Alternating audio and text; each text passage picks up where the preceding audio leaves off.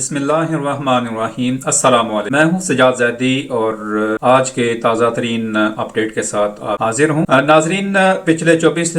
گھنٹوں میں دو رابطے سعودی سفیر نہ صرف اسلام آباد میں پوری طرح متحرک ہیں بلکہ ان کی کئی سرگرمیاں بھی منظر عام پر آ چکی۔ پاکستان کے وزیر خارجہ جناب اسحاق ڈار سے ملاقات کے بعد سعودی سفیر نے پاکستانی وزیر اعظم شہباز شریف سے بھی اہم اور خصوصی ملاقات۔ اس ملاقات کی خاص بات یہ ہے کہ اس ملاقات کے بعد سعودی ولی عہد عزت مآب جناب محمد بن سلیمان کا فون بھی آیا، جس میں محمد بن سلیمان نے وزیر اعظم شہباز شریف سے موجودہ صورتحال پر تبادلہ خیال کیا، اور اس فون کال کے بعد پاکستان کے دفتر خارجہ کی جانب سے ایک بیان بھی جاری کیا گیا، جس میں مملکت سعودی عرب کے ساتھ مکمل یکجہتی کا اظہار کیا گیا ہے اور یمن کے مسئلے پر سعودی عرب کی مکمل حمایت کا اعلان کیا گیا ہے۔ اب اس صورتحال میں سوال یہ پیدا ہوتا ہے اور ایک بہت اہم کہ وہ کون سی وجوہات تھیں کہ جن کی وجہ سے اسلام آباد میں سعودی عرب کے سفیر نہ صرف متحرک تھے بلکہ اہم ملاقاتیں بھی کرنے پر مجبور ہوئے۔ کیا متحدہ عرب امارات کے سربراہ کا جو دورہ پاکستان تھا، کیا سعودی عرب کی طرف سے اسے کچھ تشویش کے ساتھ دیکھا گیا تھا، اور یو اے ای کا ذکر بھی وزارت خارجہ کی پریس ریلیز میں کیوں نہیں کیا گیا؟ اور سب سے اہم بات یہ ہے کہ سعودی عرب اور متحدہ عرب امارات کے درمیان کشیدگی کو دیکھتے ہوئے پاکستان اس صورتحال میں کیسے غیر جانبدار رہ سکتا ہے؟ یہ ایک اہم صورتحال ہے جناب، آئیے ہم اس پر بحث کرتے ہیں، لیکن اس مسئلے پر بات کرنے سے پہلے ہم یمن کی صورتحال کا بھی جائزہ لیتے ہیں اور دیکھتے ہیں کہ گزشتہ 24 گھنٹوں میں کیا نئی پیش رفت سامنے آئی۔ گزشتہ 24 گھنٹوں میں سب سے اہم پیش رفت متحدہ عرب امارات کا یمن سے فوجی انخلا ہے۔ متحدہ عرب امارات نے یمن سے انسداد دہشت گردی کی کارروائیوں میں مصروف اپنے انسداد دہشت گردی یونٹس کے انخلا کا اعلان کیا ہے۔ گزشتہ 24 گھنٹوں کے دوران متحدہ عرب امارات کے انسداد دہشت گردی کے ان یونٹوں کو اپنا سامان باندھتے اور اپنے مقامات کو خالی کرتے دیکھا گیا ہے۔ چند یونٹس کی واپسی کی اطلاعات بھی سامنے آ رہی ہیں۔ اہم بات یہ ہے کہ یمن کی موجودہ بین الاقوامی تسلیم شدہ حکومت نے متحدہ عرب امارات کی افواج کو 24 گھنٹے کے اندر وہاں سے نکل جانے کا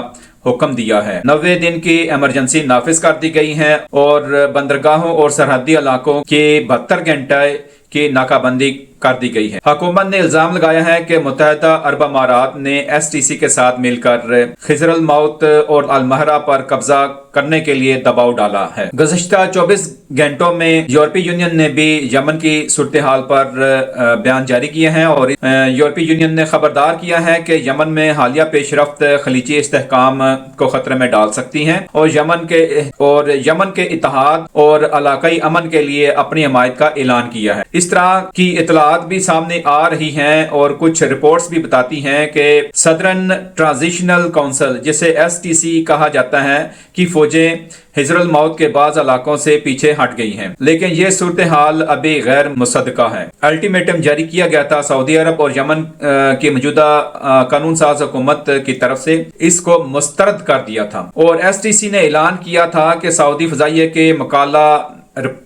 بندرگاہ پر حملے کا طاقت سے جواب دے، اور اس کے بعد یہ خبریں بھی سامنے آئی تھی کہ سعودی عرب نے خضر الموت میں ایس ٹی سی کے قافلے کو نشانہ بنایا، جس کے بعد ایس ٹی سی نے اعلان کیا کہ اس سے سعودی مفادات کو نقصان پہنچے گا، یعنی ہم سعودی اہداف پر حملہ کریں گے۔ ان رپورٹ سے ظاہر ہوتا ہے کہ ایس ٹی سی نے سخت اور غیر لچکدار رویہ اختیار کیا ہے اور ایس ٹی سی سے وابستہ کئی افراد نے اظہار کیا ہے کہ ان کے حضر الموت یا المہرہ سے جانے کی خبریں غلط ہیں۔ وہ نہ صرف اپنی پوزیشن مضبوط کر رہے ہیں بلکہ اپنی پوزیشن پر مضبوطی سے کھڑے ہیں۔ اس لیے ایس ٹی سی کا یہ مسئلہ اس وقت قدرے سنگین ہوتا دکھائی دے رہا ہے، جیسا کہ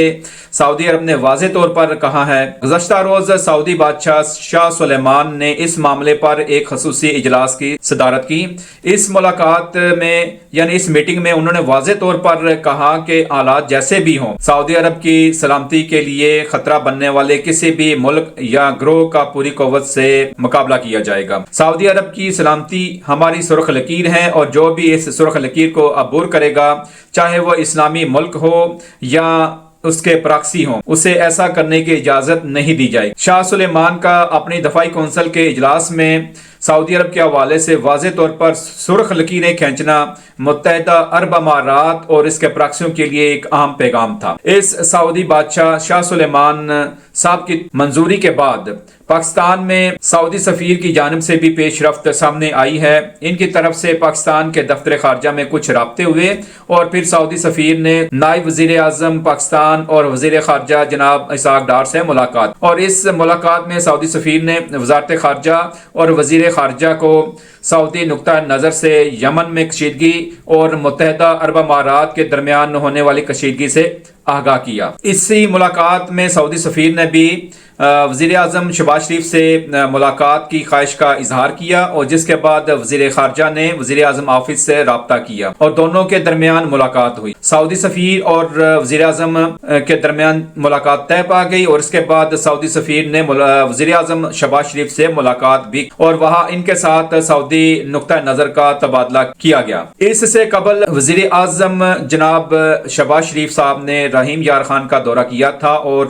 متحدہ عرب امارات کے صدر محمد بن زید النہیان سے ملاقات کی تھی۔ بعض اطلاعات کے مطابق انہیں موجودہ صورتحال پر پاکستان کے نقطہ نظر سے آگاہ کیا گیا تھا۔ پاکستان نے متحدہ عرب امارات کے صدر سے ملاقات میں اس خواہش کا اظہار کیا کہ پاکستان دو یکساں اسلامی رہنماؤں کو مملکتوں کو ایک دوسرے کے آمنے سامنے نہیں دیکھنا چاہتا، اس معاملے کو مناسب طریقے سے ہینڈل کرنا بہتر ہے۔ اس کے بعد یہ پیش رفت سامنے آئی۔ سعودی سفیر سے ملاقات کے بعد وزیر اعظم کو سعودی ولی عہد شہزادہ محمد بن سلیمان کا ٹیلی فون کال موصول ہوا، اور وزیر اعظم ہاؤس سے جاری بیان کے مطابق انتہائی گرم جوشی اور خوشگوار گفتگو کے دوران وزیر اعظم نے خادم حرمین شریفین شاہ سلیمان بن عبدالعزیز آل سعود اور ولی عہد شہزادہ محمد بن سلیمان کے لیے اپنے احترام اور نیک خواہشات کا اظہار کیا۔ بیان میں مزید کہا گیا کہ وزیر اعظم صاحب نے شہزادہ محمد بن سلیمان کا پاکستان کے تئیں محبت، خلوص اور گرم جوشی پر شکریہ ادا کیا، اور دونوں رہنماؤں نے حالیہ مہینوں میں نئی بلندیوں پر پہنچنے والے خوشگوار اور برادرانہ تعلقات کو مزید مضبوط کرنے کا عزم کیا ہے۔ بیان میں علاقائی حالات اور موجودہ حالات پر بھی تبادلہ خیال کیا گیا، اور اس کا مطلب ہے کہ سعودی عرب کے ساتھ متحدہ عرب امارات یا ان کے حامی گروپ سدرن ٹرانزیشنل کونسل جسے SCC بھی کہا جاتا ہے، اور یمن کی موجودہ صورتحال پر بھی بات چیت ہوئی۔ وزیر اعظم نے امت مسلمہ کے اندر اتحاد اور یکجہتی کو برقرار رکھنے کی ضرورت پر زور دیا۔ وزیر اعظم نے پاکستان کے نقطہ نظر سے سعودی ولی عہد محمد بن سلیمان کو آگاہ کیا کہ پاکستان مسلم امہ کے درمیان اتحاد یگانگت برقرار رکھنا چاہتا ہے، یعنی دونوں حکمرانوں کو ایک دوسرے کا سامنا نہیں کرنا چاہیے۔ بیان میں کہا گیا ہے کہ پاکستان سعودی عرب کے ساتھ مکمل یکجہتی رکھتا ہے اور سفارتکاری کے